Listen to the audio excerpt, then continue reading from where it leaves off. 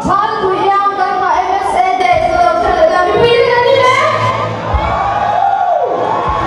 Kanila. Okay.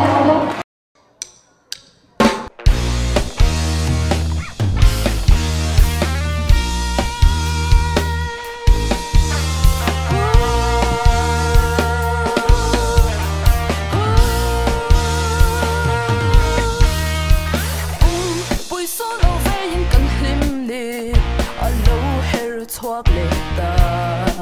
in lo mang cần van đây em he hun cần tông lệ hi khoa nu hoa rèn alone he he he thoát tuy ya cần ta MSA đây rồi lâu tên cũng còn in full xe for bằng xe so far the tan lung hoa lắc khăn tiền tu còn quên hết ta lâu mi xe ro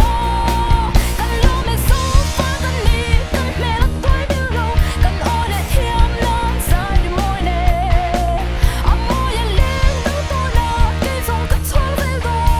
là lúc phát hoa biết khai vô đi một tiếng sóng sẽ tu đi